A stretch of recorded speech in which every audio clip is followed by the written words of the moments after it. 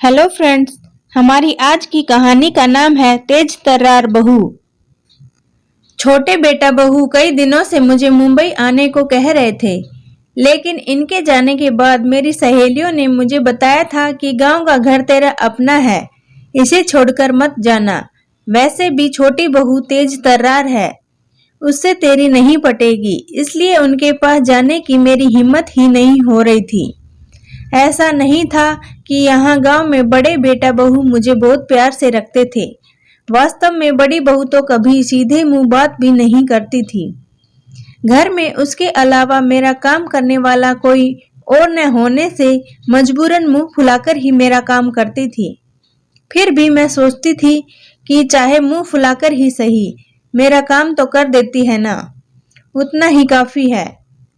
मन में समाधान तो करना ही होगा। ये घर मेरा है, इसलिए मैं अधिकार से इस घर में रह सकती हूँ। यही सब सोचकर मैं मुंबई जाने से कतरा रही थी। पिछले कुछ दिनों से छोटे बेटा बहू कुछ ज्यादा ही फोर्स कर रहे थे, इसलिए मैं उनके साथ मुंबई आ गई। घर में आने के बाद जब मैं बाथरूम में गई तो बाथरूम में वेस्टर्न स्टाइल सीट देखकर मुझे आश्चर्य हुआ, क्योंकि जब फ्लैट बन रहा था तब मैंने ही जिद करके इंडियन स्टाइल सीट लगवाई थी। तब मुझे वेस्टर्न पैटर्न बिल्कुल नहीं सुहाता था, लेकिन अब घुटनों के ऑपरेशन के बाद तेज तर्रार बहू ने मेरी सुविधा का इतना ख्याल रखा, यह देखकर सुखद एहसास हुआ। दूसरे दिन शाम की चाय के बाद सब लोग हॉल में बैठे थे, तो शिल्पा छोटी बहू ने कहा, मम्मी जी चलिए हम सब मॉल में घूमने चलते हैं, आप तैयार हो जाइए। मैं क्या करूंगी मॉल जाकर, जो हम करेंगे वो आप भी करना। नहीं बेटा, मैं घर में ही ठीक हूँ, तुम सब लोग जाओ। आखिर आप हमारे साथ मॉल में क्यों नहीं आना चाहती?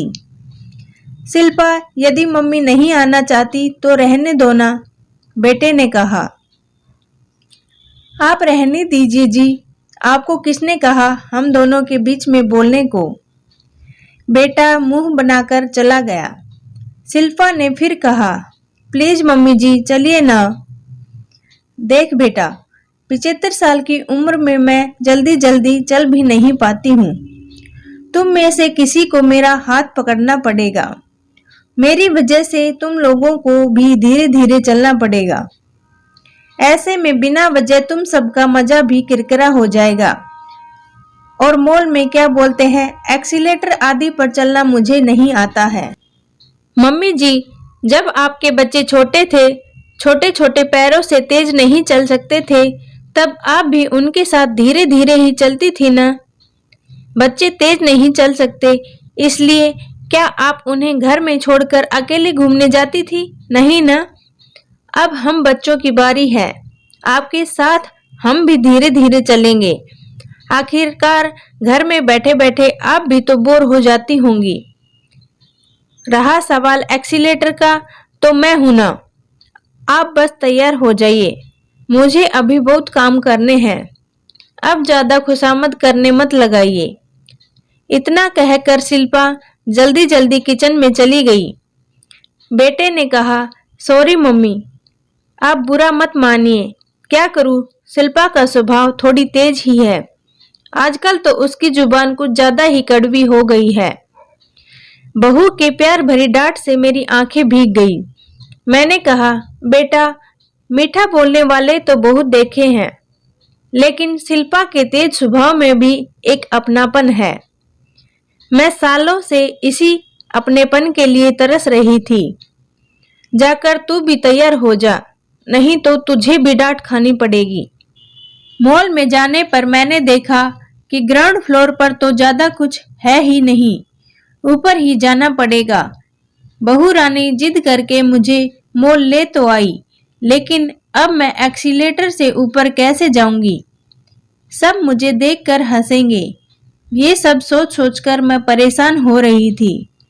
इतने में शिल्पा बोली, मम्मी जी, हम यहाँ 5 मिनट एक्सीलेटर के पास खड़े रहते हैं, आप आते जाते लोगों को ध्यान से देखिए, वे कैसे पहली सीढ़ी पर पैर रखते हैं। कैसे बिंदास होकर एक्सीलेटर पर चलते हैं, जैसे कि घर की सीढ़ियां चढ़ रहे हो। सब अच्छे से देखिए ताकि आपकी घबराहट कम हो। मैं आने जाने वालों को अच्छे से देखने लगी। मुझे किसी के भी चेहरे पर थोड़ा सा भी डर नहीं दिखा। ये सब देखकर मेरा डर भी कुछ कम हुआ। शिल्पा ने कहा, मैं आपका हाथ पकड़कर रखूंगी, आपको कुछ नहीं होगा। आप बिल्कुल न घबराते हुए मेरा हाथ पकड़कर रखिए। चलिए, क्या अब आप एक्सीलेटर पर चलने के लिए तैयार हैं? हाँ, ठीक है। ऐसा कहकर मैंने शिल्पा का हाथ कसकर पकड़ लिया।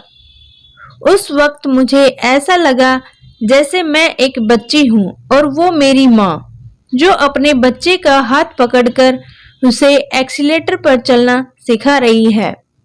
जैसे ही हमने पहली सीढ़ी पर पैर रखा, मेरा बैलेंस थोड़ा सा बिगड़ा, लेकिन शिल्पा का हाथ पकड़े हुए होने से जल्दी ही मैं संभल गई। मैं कुछ सोचती उसके पहले ही हम लोग ऊपर पहुंच भी गए। जब भी मैं पिक्चरों में एक्सीलेटर देखती, तब हमेशा सोचती थी कि काश क्या मैं भी कभी ऐसी सीढ़ियां चढ़ पाऊंगी। मुझ बुढ़िया को कौन ले जाएगा मॉल आदि में? मेरे साथ धीरे धीरे कौन चलेगा आदि। आज मेरी तेज तर्रार बहू ने मेरा सपना पूरा कर दिया।